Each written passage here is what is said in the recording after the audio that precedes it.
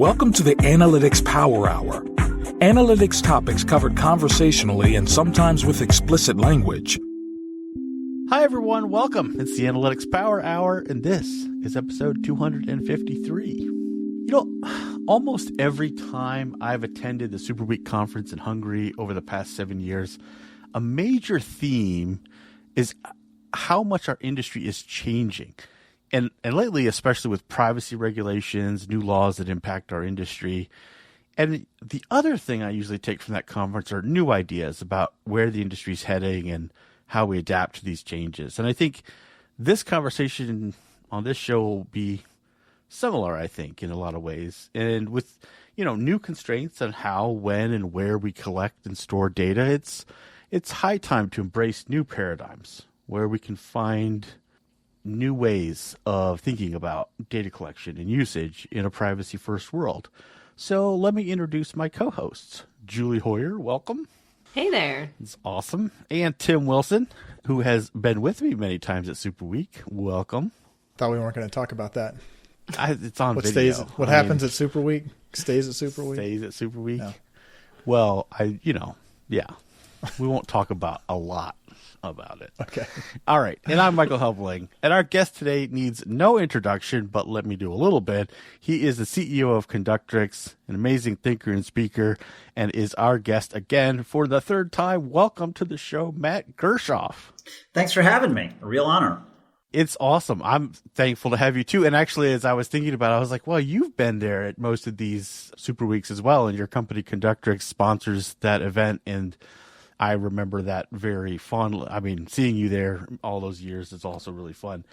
But one thing, Matt, in this topic specifically, you consistently in our industry, for me anyway, are usually one of the people who sort of about 5 years ahead of what a lot of people are talking about. And so I think it's really interesting that one of the things you're really talking about now around sort of this world of new privacy laws and things like that is about adopting a mindset of just in time or just enough data or sort of privacy first mindset around data. And so kind of maybe as a starting point, what got that going for you and what kind of spurred that as sort of a major area of thinking and writing for you over the last couple of years? Sure. Well, first, thanks for having me. And thanks for having me, Tim and Julie. This is going to be fun. Looking forward to it. Well, actually, just to step back a little bit, the work that we've been looking into and working on within Conductrix around privacy engineering and data minimization is really less about privacy per se and really more about thinking about why we're doing analytics and experimentation in the first place. And so I think for us, we have a slightly different view of the value of experimentation. And just so that the listener understands where I'm coming from, is that Conductrix is in part an experimentation platform where you might do A/B testing and multi-arm bandits and that type of thing, where you're trying to learn basically the marginal efficacy of different possible treatments. And for us, we really feel like the value of experimentation is that it provides a principled procedure for organizations to make decisions intentionally, to make them explicitly, and to consider the trade-offs between competing alternatives. And ultimately, the reason for doing this is to act as advocates, sort of the front line for the customer. And so we have a much more, I guess, hospitality or omotenashi approach to why experimentation, why one really should be doing experimentation. And I think that's true of analytics more generally. It's like, really, why are we doing it? And I think one of the issues that I've seen in the, almost 25, 30 years that I've been in the analytics space is that sometimes analytics tends to kind of lose that focus, and we tend to have programs that become almost ritualized. So we sometimes start doing behaviors just to do them, and we kind of lose the focus of really why and what the ultimate objective is. And so for us, part of the reason why privacy engineering and data minimization is something that we've gravitated towards was, one, part of that is really about respect and being customer focused. But also, two, is that it really forces one to think intentionally. And we ask the question, what is sort of the marginal value of the next bit of data? Like, why should we collect this next piece of data or the added data? And to really have some sort of editorial and expertise about why we might be getting more information about the user when we might not really need it in the first place. And so this idea of intentionality is really what underpins both experimentation for us, as well as why we were interested in moving towards having a more data minimization approach to the experimentation platform. So you said sort of the ritualized behavior, which, you came up with, as I recall, you sort of came up with two, and then you added a third. You said, there are these mindsets of data. I want to get data just in case, just in case I need it. And that, I think, falls under that kind of ritualized behavior, gather all the data, not considering the incremental value of it. And you contrasted that with just in time. And then you added like just enough, I think, a little bit later. But is that fit that we're kind of the making a broad generalization in analytics, and I think even in experimentation, there's a tendency to say that next bit of data, the cost to collect it is near zero. So let me collect it just in case down the road. And that just is kind of ballooned out that you add on 1 million additional data points. And now you're just in the habit of just collecting everything and sort of lost the idea that you're actually trying to figure out what you're doing with it. Yeah, that's a good question. That's a good comment. Like, really what it is that if you think about it, the GDPR and data privacy, most of that conversation has been around compliance, and what you can't do. And a lot of that is really sort of a procedural thinking. Like, do you follow certain procedures for risk mitigation? And really what I think the privacy legislation is really about is to encourage privacy being embedded in technology, being embedded in processes by default. It's not that you shouldn't collect data if it's required. It's not that if you have a task and you need the data in order to achieve the task, no one's saying that one shouldn't collect that. It's really about asking for a particular task whether or not the data is pertinent, and it's about being sort of respectful to users and not collecting more than that's needed. Now, that privacy by default is in contrast to what I think a lot of the thinking had been, or it currently is in sort of analytics and data science, which is really a data maximalist approach, which is collect everything by default. And again, as you say, the sort of the marginal cost of the next level of granularity, right? So we can think of more data as being finer and finer levels of granularity for any particular data element, or it could be additional data elements, and it can also be additional linkage. And so that's sort of that whole 360. And so that every element or event can be traced back or associated with an individual. So you kind of have those three dimensions to expansion of data. And so I was really trying to point out is that a lot of that data collection is somewhat mindless. It's just that just in case, and underpinning it isn't really an explicit objective, right? We don't have a particular task and we're collecting data for this particular purpose. Like in an experiment, I was talking about just in time is because we have the task. I need to know whether the marginal efficacy of one treatment over another, one experience over another. And so then I need to go out and collect data for that task. Versus just in case, it's really, I don't really know what the question is that I'm going to ask, but I'm going to collect it anyway. Now, why am I going to collect it?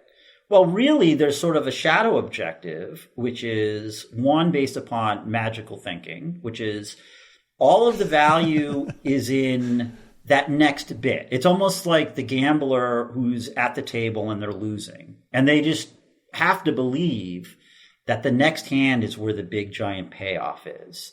That often gets rationalized in data science and venture land as sort of fat tails, right? And so there's some sort of huge payoffs out there lurking in the shadows, and you just need to reach some sort of threshold of, critical mass in order to achieve it. And I'm not saying that doesn't exist, but it's unlikely that it exists in the probabilities that people think.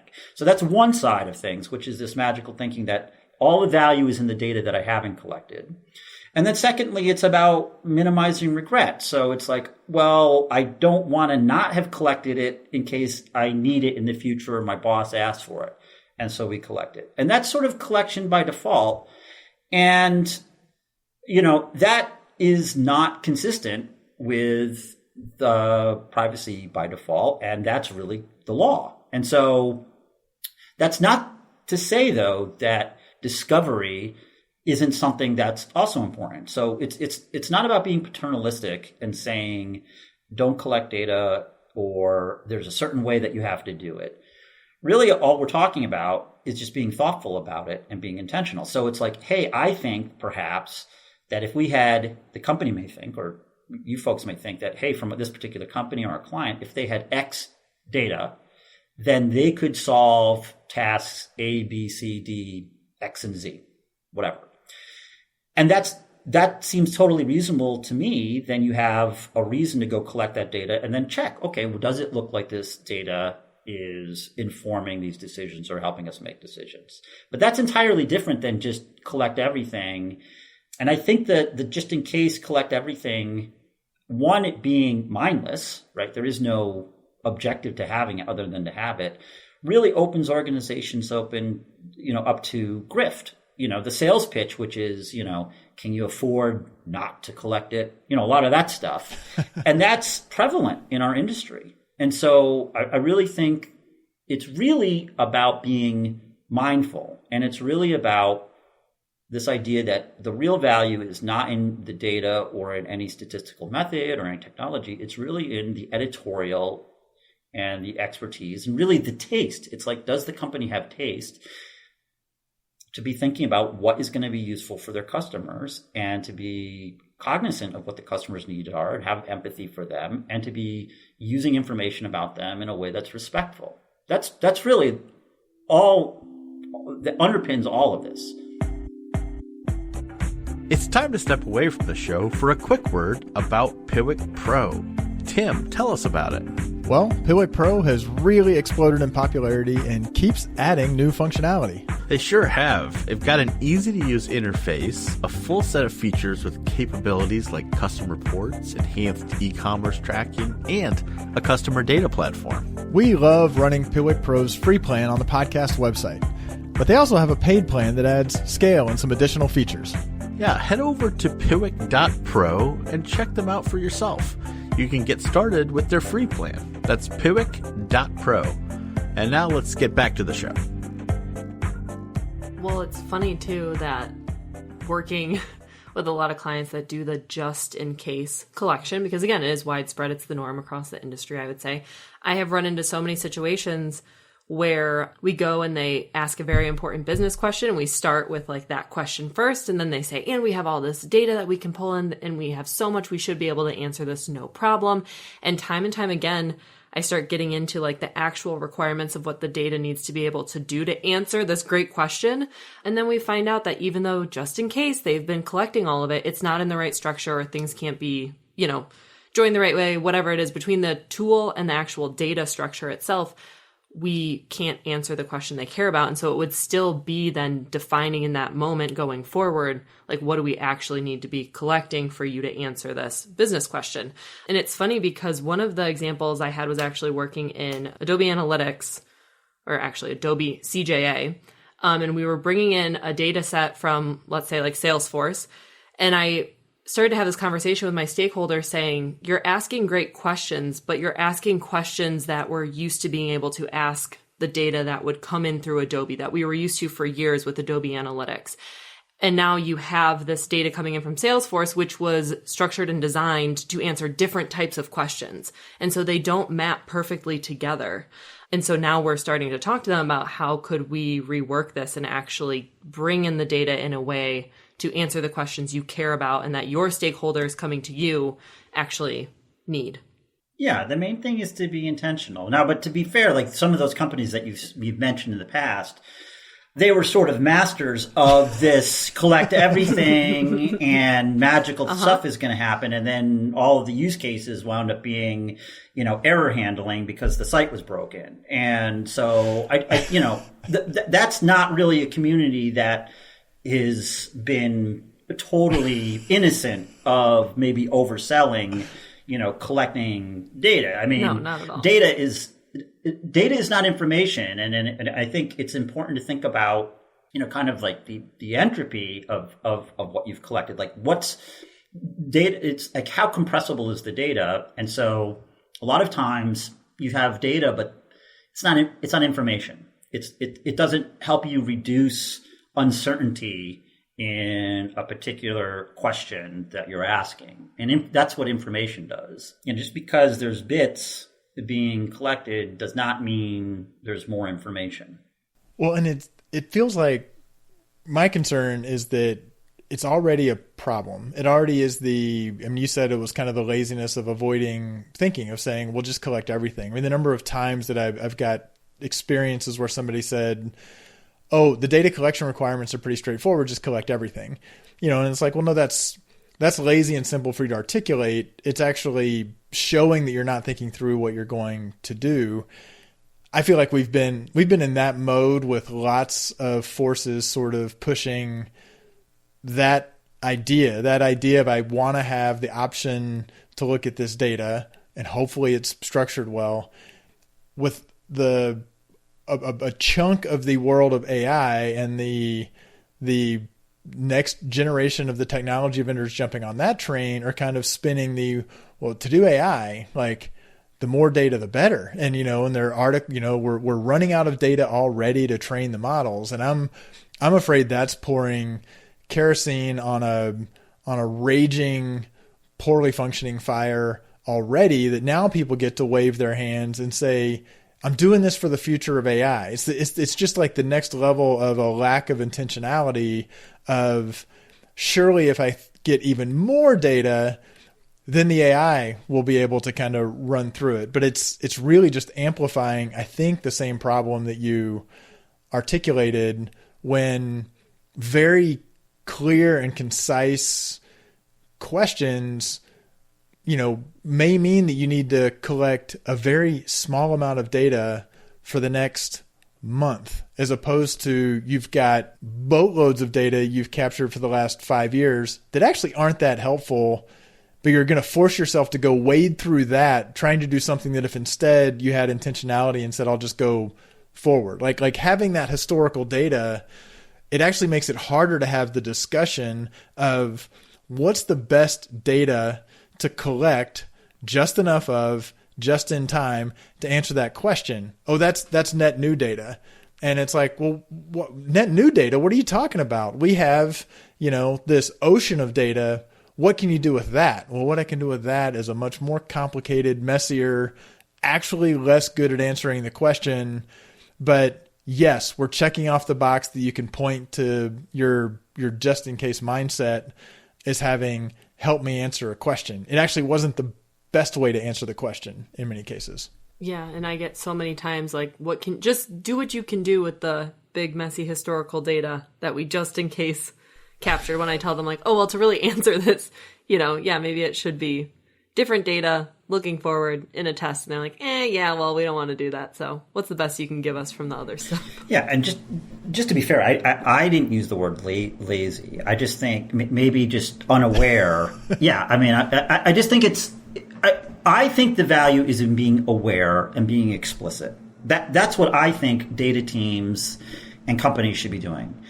And I think that's where the success is. And it's not in doing analytics. It's analytics in the service of having a well thought out understanding and model of the customer and the environment that you're in. But this isn't to be paternalistic and saying, I don't know. It's not for me to say what companies in particular contexts should be doing or shouldn't be doing. I just know for us, when we re-architected the software back in 2015, we were aware of GDPR, and we read up on privacy by design, which are principles, I think came at mid-90s by Dr. Ann Kavokian, I believe. And there's 7 main principles, and the GDPR and other privacy frameworks have incorporated those principles into their legal frameworks. And one of them is Principle 2, which is privacy by default. And I think Principle 3 or 4 might actually be by embedding. And this idea is that the software and systems should be privacy by default, by design, and it shouldn't be like a bolt-on. And so customers should be able to use the services by default in a privacy-preserving way. And it's really only in cases you need to move up from the default, as opposed to the current approach, which is collect everything and moving down from that. It's really inverted, and it really should be you should be collecting as little as possible to solve the task. And we just realized that actually experimentation, at least, and I'm not saying everything, but at least in experimentation, many, if not most, and actually most of the tasks in A/B testing and experimentation can be done following a data minimization principle, which means we really do not need to link all the information together. We do not need to collect IDs. And we can store data in what are known as equivalence classes. You can kind of think of that as like a pivot table. And so the data is stored at basically an aggregate level. But even though the data is stored in an aggregate way, which allows us to use ideas from privacy approaches such as K-anonymization. We can talk about that if that's of interest. We can kind of use ideas of K-anonymity to help the client, A, be able to audit what data has actually been collected in a much more efficient way. So it's very easy to know what you have and whether or not it's in breach of any privacy guidelines you might have. But also it means that we can do the analysis in a much more computationally efficient way. And so there's a lot of nice benefits from following or embedding privacy by design principles into your systems and procedures, which are beyond just having less data about the individual. The main thing is that it encourages this idea of intentionality, just being aware of what you're collecting and why. But that doesn't mean it's appropriate in all cases. That's not what we're saying. That's not what I'm saying here. It's just more of an option. Well, and Matt, because I've now read and seen you talk about this, it kind of blew my mind a little bit when it sort of clicked. And I think it was an indication of how sort of stuck in the standard way of doing things was that if we just talk simple A/B testing on a website, and we know that we need to know, let's just go with A and B, that we've got that you're treated with A, you poke around on the website some more, you convert or you don't convert, store a row. You're B, you poke around on the website, you convert, maybe you don't convert, and the amount. And it seemed well, obviously you have to have every one of those rows. And then when you're done, you just kind of, you pivot it and you compare the conversion rates, and you got to do some other little t-test kind of math. And what kind of blew my mind is you were like, well, wait a minute. What if instead you just incremented counters? Because that step that I just glossed over of saying I've taken 10,000 rows of individual users and rolled them up so that I could do the actual calculations that are done, behind the scenes. You were like, well, wait a minute. If what you need is a count, you can just increment how many people got A, how many got B. If you need the sum of how many converted, you don't have to have all those rows. You can just increment a counter and say you're A I need to track you in the session long enough to increment the counter. I don't need to store a whole row. I just need to increment a counter. And then where I really counted was like, oh, and then if you need sum of squares, I can square each value and then do the sum. Cause so like you're literally getting from, you have what was 10,000 rows and it winds up being 2 rows that you're just incrementing. And that was kind of your point, saying I can give you all the results that you get from a standard A/B testing platform in a standard basic A/B test. And that's just one scenario, but I didn't gather even IDs. I just had to have it in a very limited temporal way until I could log which class they went in and what the result was. And I can just keep incrementing that. So one, did I state that fair? Like that, if the listeners are like, what is he talking about? Yeah, I don't want to. Yeah, so yeah, I don't want to get in too much, like, because this is gonna, I don't want to lose the listener here in too much minutia here. But but yes, you're right. And so really, the realization was, and what some of the listeners I'm sure are aware of, but some may not be. To be fair, you headed down the K anonymization path before I tried to do my summary. So I don't want to be like, Tim, you're getting too detailed. No, we're getting, yes. No, and really let's blame Julie, because we said beforehand that she was supposed to keep us from but just at a high level, it turns out that actually what underpins most of the analysis, or an approach to most of the analysis of the tasks that folks in experimentation need to do, is regression. It's like least squares. I'm not going to go into we don't have to go into how it's done and all that stuff, but it turns out that one is able to do a regression analysis, do various regression analyses on data that has been stored in equivalence classes in a certain way. So the main takeaway is that we can store data in an aggregate way such that we can do the same analysis as if we had the data, or most of the same types of analysis as if we had the data at the individual level. And so what are the types of tasks that we can do? Well, as you said, we can do t-tests, which is sort of like the basic frequentist approach for doing an experiment when we're kind of trying to evaluate the treatment effect and try to account for the sampling error. But also things like multivariate analysis and ANOVA, analysis of variance, which you might do for multivariate tests. You might be doing something like interaction checks. So maybe you have some sort of, like Conductrix has some sort of alerting system where we're checking between different A/B tests whether one A/B test might be interfering with another. Underneath the hood, that's really for the folks who know some stats in your listener base. It's really just doing like a nested partial F test between two regression models, a full model and a reduced model. All of those things can be done, and even I was going to say that, but I was trying to keep it. Keep it up a little higher level. It's just more than t-tests, and even there's like a lot of buzz, and I think exaggeration around things like Cupid, which is really regression adjustment in the experimentation space.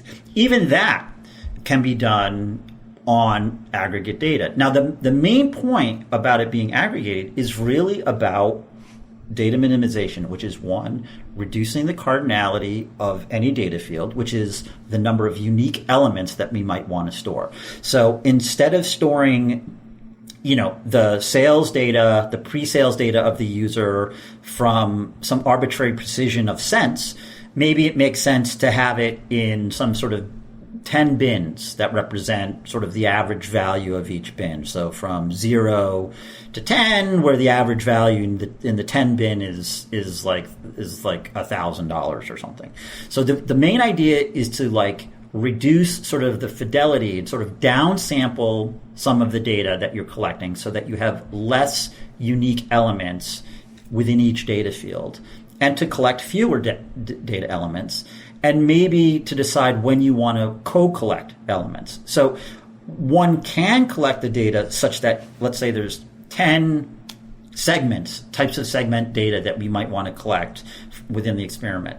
We can store those as 10 separate tables so that you can do 10 separate analyses. Or you can have them stored, you can collect them, co-collect them. Maybe we want to have these 2 or 3 collected at the same time, or maybe up to 10. As you add, you co-collect data, you increase the joint cardinality, the number of unique combinations. And that's the thing that you kind of want to manage. It's like, how many unique combinations of segment information do we want to collect?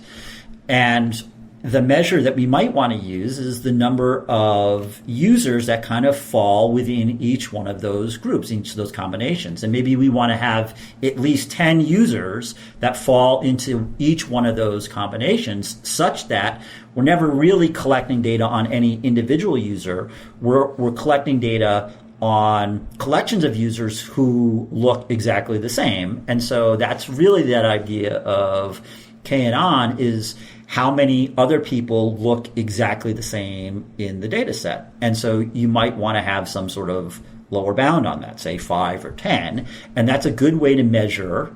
It doesn't provide privacy guarantees, but at least it's a good measure to be aware of how specific or the resolution of the data you're collecting about each individual. I like what you're saying.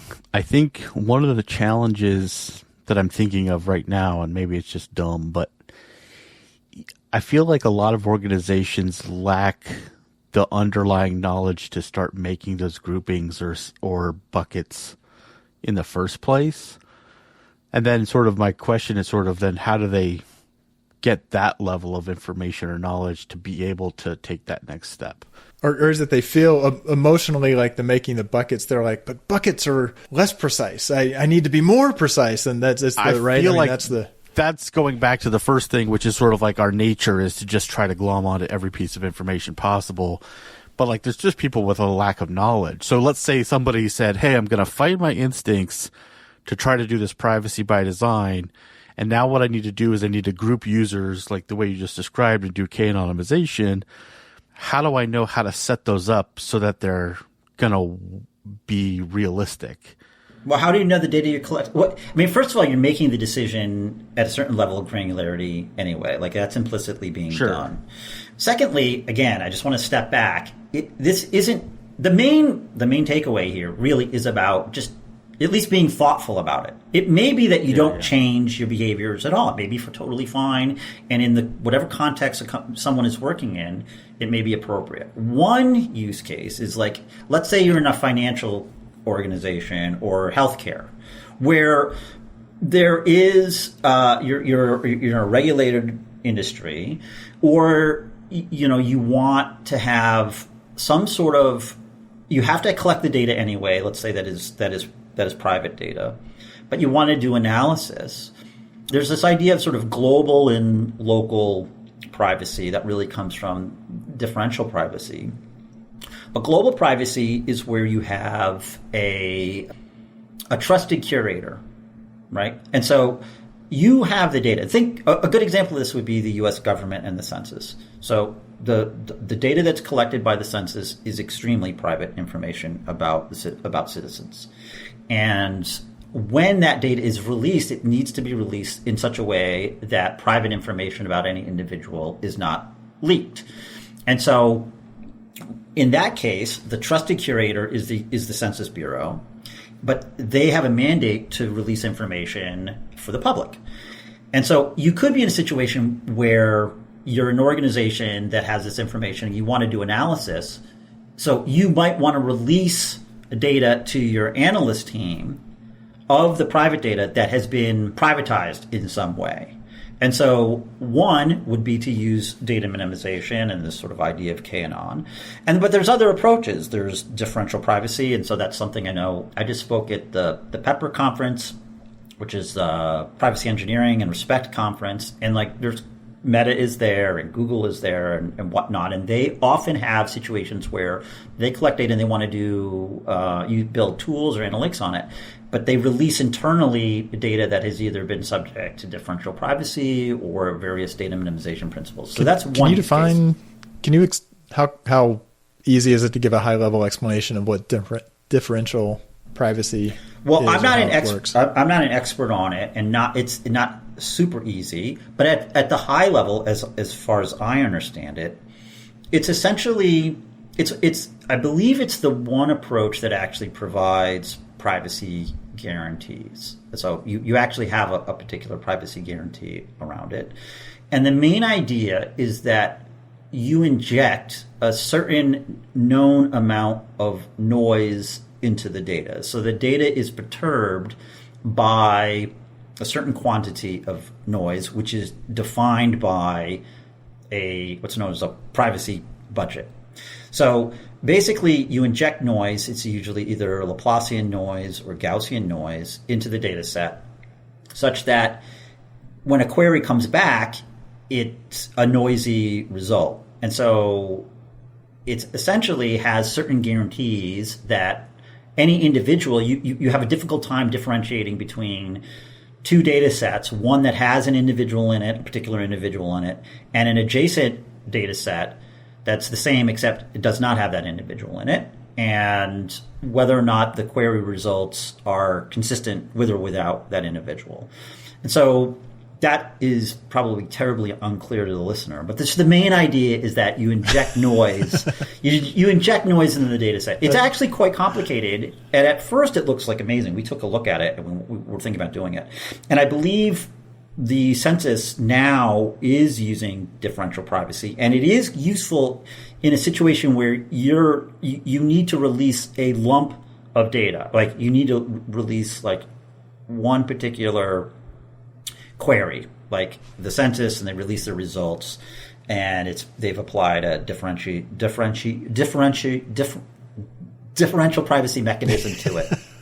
It gets a lot more complicated when there's a lot of ongoing queries on the data, because there's a privacy budget and there's this idea of composition, simple composition, advanced composition. It's somewhat related. Actually, it's deeply related to Pearson-Nyman hypothesis testing, actually. And so these ideas about inflation of type 1 error rates and all that stuff is not completely dissimilar to the idea of consuming privacy budget and whatnot. And so it's not clear to me how one would actually manage it in an organization, and two, whether or not organizations would accept noisy data. People kind of freak out about that. But there is this trade-off, of course, between privacy and utility. But again, the interesting bit, I think the takeaway is, one, privacy by default is the law, at least in Europe and to various degrees in different states.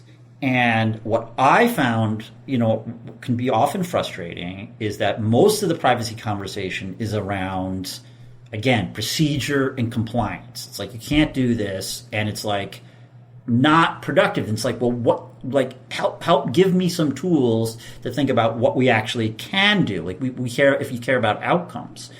And what is, I think, of interest for the listener might be is to look into privacy engineering, which is really more a community and approaches about design-based thinking to build systems that have privacy properties in them. And that gives a way forward to actually build stuff, and to build stuff that has these privacy properties as part of them, as opposed to what I feel a lot of the privacy conversation is about not doing stuff and people trying to block you from doing anything. Very sort of bureaucratic in its approach, very legalistic. And this is a much more engineering approach. And really, this whole conversation that we're having is really just about providing an example of a company that has applied these privacy engineering principles to their software. Now it's really going to be up to everybody else to decide when and where it's appropriate for them. But it is a way to actually build stuff as opposed to just not being able to do anything. So it's actually, I never read the Privacy by Design 7 Principles until prepping for this episode. And because you bring up principle number 2 a lot, but principle number 7 is the respect for user privacy and keeping the interests of the individual uppermost. And I feel like that may be a cudgel that I start, swinging around. Like watching on LinkedIn as people are, posting these diatribes. If you're not taking your first party data and pumping it into this other system and giving it to that, what are you doing? This is insane. And it's, you quickly watch the comment thread. Some people say, yeah, use my tool to do that. You have other people arguing about the logistical complexity of doing it. And then there's like a tiny little thread that is saying, is that in the individual's best interest? Like everything about that, sometimes it is. I mean, I think you were using an example earlier that if you need data from somebody in order to provide them something that they want, it is in their interest to provide it. But that feels like another whole tranche of the MarTech industrial complex that, I mean, there is nothing about that principle number 7 of keeping the interests of the individual uppermost, which I think is another piece of that maybe just a little another hobby horse I can mount and gallop around on. Yeah, well, 7 and 2 I bring up mostly because it's privacy as the default. That's key. I think that's the key bit, is that it should be the default. And I definitely think, one should not be getting their guidance from the marketing tech industrial complex. Like, that's a problem. Because there's perverse incentives there. Like, that industry is incentivized to collect everything and magical thinking. Like, people will sell a magic box if people want to buy a magic box. And I think that's the antithesis, I think, of being thoughtful and mindful about why you're doing something. Unless, the optics of buying a magic box have value. That's okay. I don't, it's not for me to judge like why you're doing something. It's just one should have thought about why they're doing something. But it feels like this way of thinking will end up being more productive for people long term, though, because we are, to your point, going to continue to run into restrictions privacy wise, right? And I think people that are still holding on to this idea that I have all this historical data, and if I can just look backwards and answer any question and understand each individual and watch their entire path through my website, I'll be able to answer any question I need to make any decision about the business. But it feels like if someone could let go of some of that like baggage of the way the industry and the story's always been told to us, that you can start by saying, like, what is the best question to answer right now for the business to make a decision moving forward? And what's a way to actually ask that and answer it looking forward, again, by doing experimentation rather than trying to do a very complex historical analysis. And then you can go about actually designing and engineering the data, again, moving forward. And I've run into this so much with my clients where I do feel like you just get stuck in the cycle of looking backwards, that it is refreshing to hear that this is tactical steps and way of like selling that forward thinking mindset instead, and seeing that it could be really freeing for probably a lot of companies. I don't think it has to be experiments. Like, I mean, I think you could even have stuff that if you're not tracking something and they're like, well, what's going on here? It's like, well, we could just keep a counter, we're at a physical store and somebody's saying, well, we want to know how many people look at produce versus, toilet paper.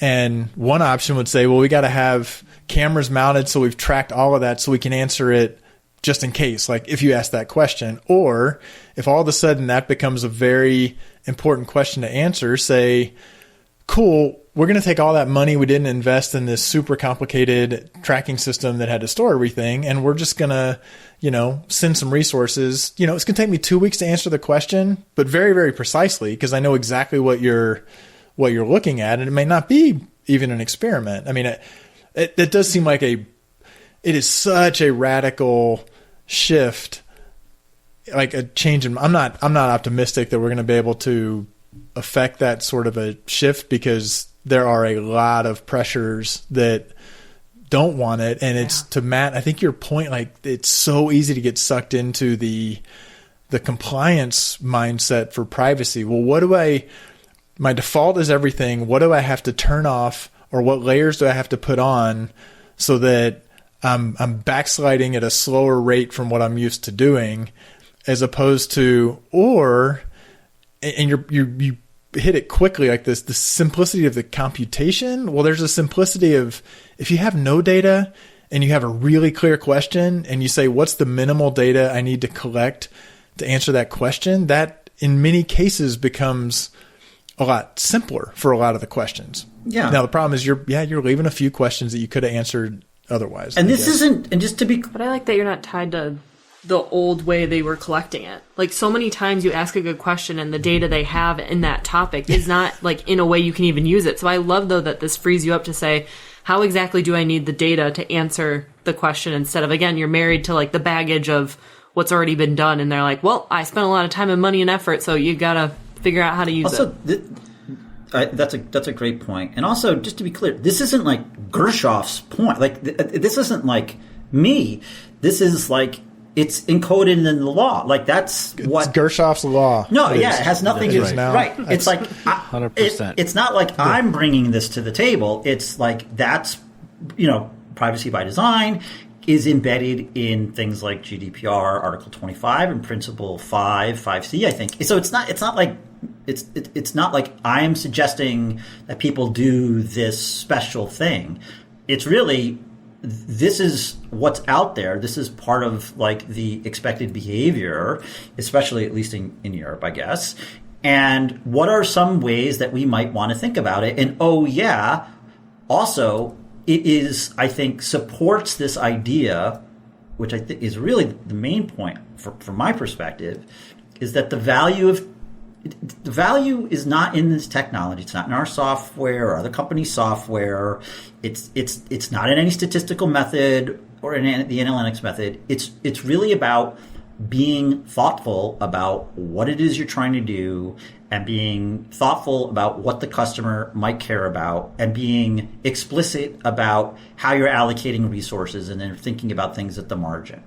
And a nice added benefit of thinking about data minimization and privacy engineering is that it is consistent with thinking that way. That's really the main thing. I think that's what's nice about it, is that it helps us think through and have clarity about why we're doing stuff. What you wind up doing is not for me or any of us to say. It's really going to be ultimately for everyone in whatever context they're in. That's all. It's really just calling that out, that we can actually have sort of outcomes. It's not going to be my last call, but it's Jennifer Polka, who wrote Recoding America. There's a really good podcast with her on Ezra Klein, his podcast, and I think she has great clarity on where she talks about procedural thinkers and outcome-based thinkers. And I think that's she kind of frames it in a way that I think about all the time. And a lot of privacy conversation is really procedural. It's like, have you followed this process? Check, have we hit the check marks? Yeah, great. But it's sort of like, doesn't tell you how to do anything. It doesn't tell you about how to improve your outcomes. Whereas the privacy engineering side of things is really outcomes based. It's like, how do we actually do stuff? And I think the one thing that is the theme that runs through analytics and marketing analytics specifically is about outcomes. We really should be caring about outcomes and actually being productive.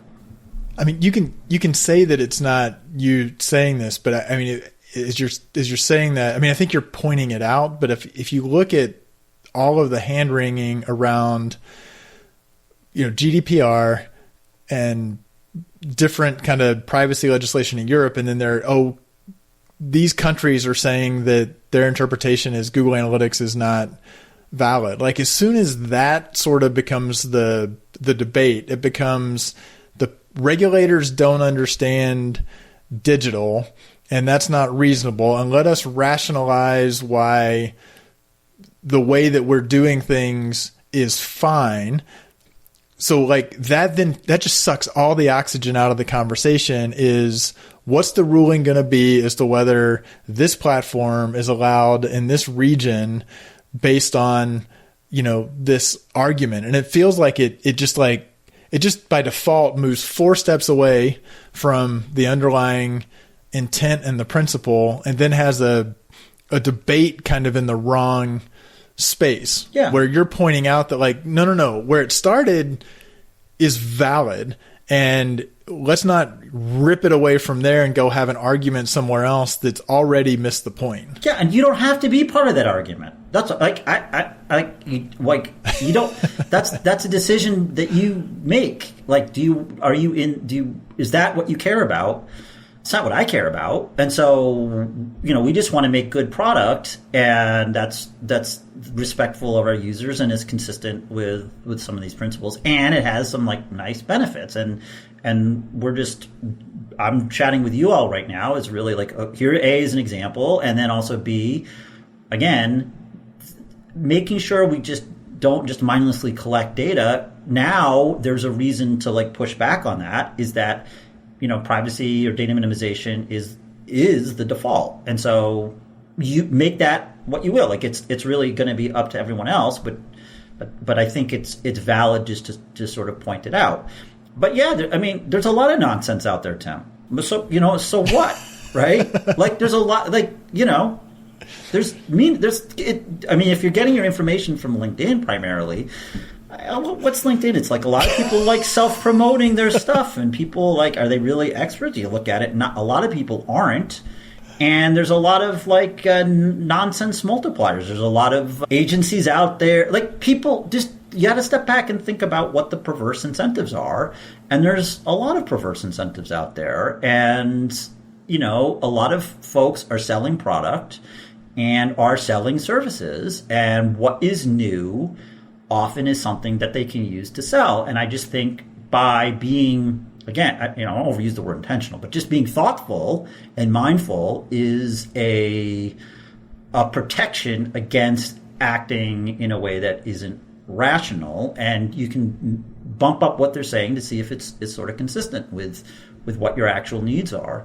And again, I sell software, and so people can be, I have my biases as well, and so I'm well aware of that. But again, this is stuff that is not made up by us, by me. I mean, it's kind of the law and just a way of thinking about it. But again, we're not selling. There's no one way to do things, and we're not being paternalistic about it. It's not for me to say, or any of us to say, how others should. Well, you all are. Some of you are consultants, so I guess it is kind of for you to give guidance. But it's ultimately, the way we look at it, it's our job to give. It's almost like being a doctor, and there's various treatments, and we may have a preference about what we think a type of treatment works, but it's ultimately up to the client to think through what are the trade-offs between different interventions, and does one approach work better for them? They are in a better position to know. It's just really our job to give them options. And ultimately, if they do something, they want to do an approach that isn't what we would have done, that's totally fine. It's not for us to say. It's just our job to act in good faith and kind of give them options. I love that we've got this conversation done now, because I think we're going to be referring to it again and again and again over the next many years. This is good on a lot of levels for a couple reasons. One, because when we start seeing vendors in 5 years talking about this, we'll know where it came from. And, as we sort of seek out and pursue sort of almost like a new set of first principles as analysts around how incorporating privacy in a proactive manner works, it's starting at this sort of juncture. It's a lot of food for thought. All right, this has been outstanding, as per usual. And thank you, Matt. Thank you very much. Well, thank you so much for having me. It's been a real pleasure. It's good. I've got a lot of thoughts going on, as I usually do when we talk. And none of them are very well formed, and most of them probably don't make any sense. So it's going to take a while, but this is really good. And I think I echo what you were saying, Julie, which is sort of like, this is the first time I've sort of looked at privacy stuff and not felt sort of like this, oh, they're just crushing our fun and we have to follow all these rules. There's now sort of like, okay, there's a path forward and I can get excited about that. Now I'm intrigued and I want to go learn more about how do I incorporate that as part of a central part of my path out from here, which I think is. Can I just say, I do to echo that, Michael, I started to feel at the very end, I was starting to like culminate all my thoughts finally into something coherent of, I really like that this way of thinking gets rid of the fear of feeling like they're losing something with the privacy laws out there and the new regulations coming, because I feel like that's what always the conversation is about, is we're losing this, we're losing that. Oh no, you want to hold on tighter because you feel like things are being pulled away from you. But this kind of breaks that like fear cycle. And yeah, it feels kind of like a new day. Like, oh, turn the page. There's a new way to start. You can start fresh. It's okay. None of our tools support it yet, but then we can start going and building that future. No, not yet. I mean, come on. Yeah, there might be one. That was quick. That was a quick forget, Michael. That took all of 43 seconds. If only somebody been thinking about this back in 2015. Like I said, in 5 to 7 years, when some of the vendors start talking about this, you know where you heard it first. All right. One thing we would love to do on the show is go around the horn and share a last call. Something that might be of interest to our audience. Matt, you're our guest. Do you have a last call you'd like to share? Sure. Actually, is it okay if I have a couple? Yeah, go for it. One is, since we were talking about this, and I just want to be clear that I'm sort of adjacent to it. I'm not an expert in the privacy engineering space, but there are experts. It's just an amazing community, and I highly recommend anyone who's interested in any of this to attend PEPR, which is the Privacy Engineering Practice and Respect Conference. It just happened last month, and it's coming up next year. But I highly recommend folks, and I can give you all a link if you want to put that on the page for the podcast. Really, some of the most inclusive. Which actually, that's for you, Sticks. We'll link to the talk you did there is available on YouTube, right? Yep, it's that conference, and really, it's some of the smartest people you've ever met, and also some of the warmest and most inclusive community. It's very Star Trek rather than Star Wars vibe. So it's great. And then kind of more literary, but sort of we talked a little bit about cardinality and sort of ideas of information and whatnot. Is kind of I recommend the short stories of Borges, not sure, but Argentinian writer, the Garden of Forking Paths, and the Library of Babel. Those are two of his short stories. And I think if you want to be like in the know data scientist, like sort of a literary data scientist, those are two good short stories to have read. And then once you start reading those, you'll get hooked. So that's my last call. I assume it will make it through the editing, but I was introduced to the Library of Babel by Joe Sutherland as we were working on this book. So we have it's actually in the book that we're working on is a explanation and illustration of the Library of Babel. So I should actually read the short story, I guess, instead of just the Wikipedia entry. Oh no, it's great. You should read, and definitely Garden of Forking Paths, which is often referenced in research design, which is people refer to that when talking about research or degrees of freedom and reproducibility of studies and whatnot. So there's a lot of the ideas that are adjacent to what we work on are embedded in these great short stories. Very nice. All right. What about you, Julie? What's your last call?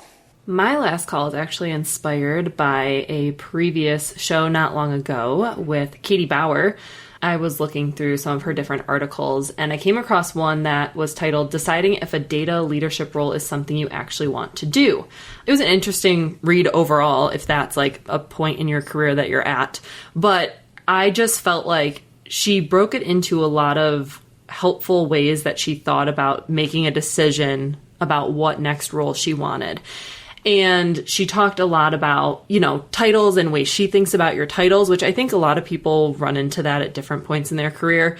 So I thought that was just a great way of framing it. She then listed a bunch of great questions that she actually used when going through interviews for different roles. And I kind of started to think about how I feel like they would be super helpful, even me as a consultant thinking about asking my stakeholder, or can I ask, or can I figure out the answer to these types of questions with like where my stakeholder sits in their org? What is their actual job? What is their role compared to their peers? What is their manager like? Who are they working with? What are their relationships like? And she just outlined a lot of different great scenarios of how data teams fit within organizations. And so whether you're using those questions to ask when you're interviewing for new roles, or like I said, I'm kind of inspired to use them in different scenarios. I thought it was a great read. Excellent. All right, Tim, what about you? So I feel like I'm going to be pulling some of these as we've turned in the initial full draft manuscript for the book, which means I've learned a few things that I'd either forgotten or were new things coming out of the brain of Joe Sutherland. And one of them is it's an oldie but a goodie. It's kind of an academic paper published on the National Library of Medicine at the NIH, and the paper is titled Parachute Use to Prevent Death and Major Trauma Related to Gravitational Challenge, Systematic Review of Randomized Controlled Trials. So it's from 2003, and it is a brief academic paper where these two people who basically kind of dared each other, the notes at the end kind of hint at what happened, but basically they were saying if scientific evidence really requires a randomized controlled trial for high stakes things, then surely we should just go and do a survey of all the randomized controlled trials around the efficacy of parachutes. And the result, they had a whole plan on how they were going to find the outcomes and their meta-analysis and what they were going to do. And the results are that our search strategy did not find any randomized controlled trials of the parachute. So it's kind of a little bit of poking fun at the scientific community, but in a kind of a delightful way with some pretty funny footnotes. And it's actually did get kind of published in a way. So it was just kind of a good reminder of being clear on the question you're trying to answer and what your options are for answering it. So that's random. What about you, Michael?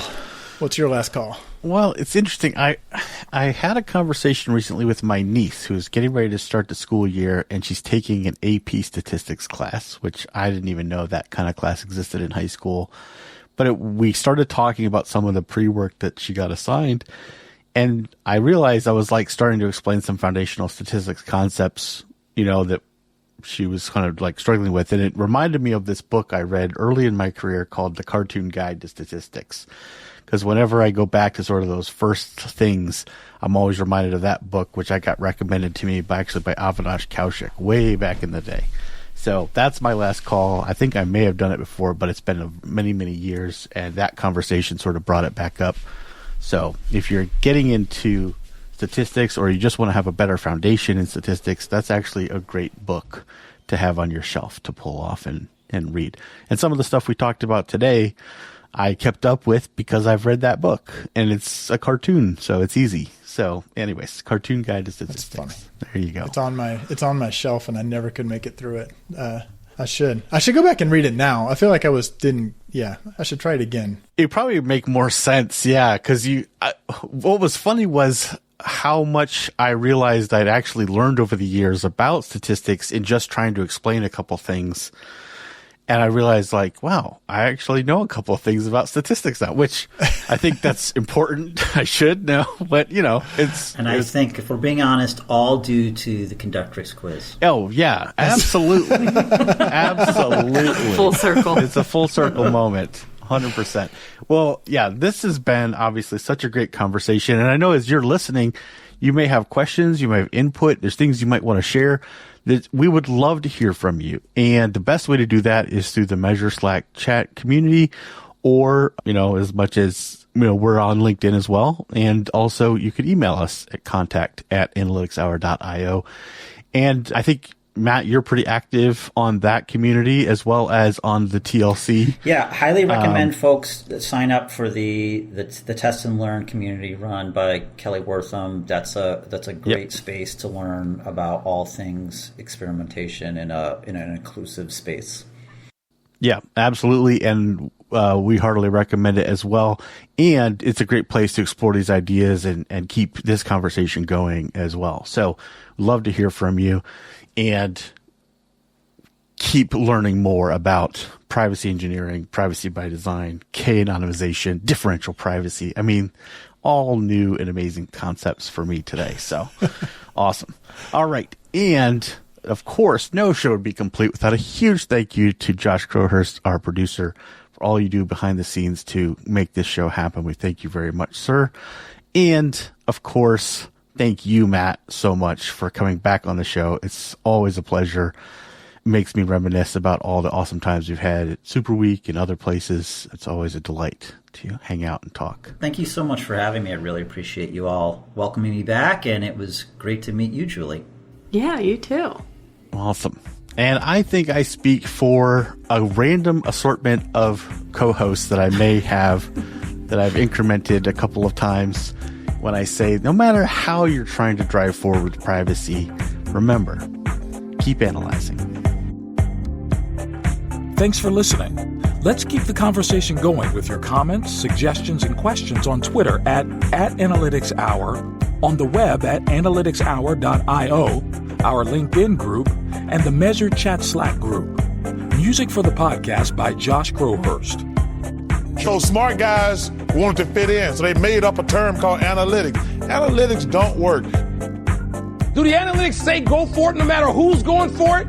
So if you and I were on the field, the analytics say go for it. It's the stupidest, laziest, lamest thing I've ever heard for reasoning in competition. Text was like Tim and Mo were supposed to be cool, almost like secret agents, and like just had their shit together. And Michael was just kind of like, you know, did you ever see, what's that movie with Matt Damon and Alec Baldwin, and it's like all Boston and Wahlberg, and there's that scene where Alec Baldwin is like the police commissioner, and he's all like frantic, and he's sweating, and he's just like totally discombobulated. That was how I thought of Michael, but just like totally out of sorts, just and then Tim and Mo would just kind of come in and just be like cool cucumbers and like just have their shit together. And Michael never played it correctly, and he edited it out. He wouldn't say. Oh, but anyway. I had the dialogue for him. No.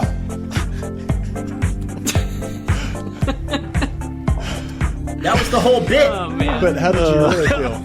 But Michael, I can't believe, like, I thought he would just, like, lean into it. But no, he was too embarrassed, or he, like, didn't like, you know, he's like, his ego was too great to play. Yeah, he just didn't want to play it. You know, he just couldn't play it up. He's like, I'm too serious for this. I'm not going to be the one who doesn't know what's going on. Well, you're not the one who's answering the questions.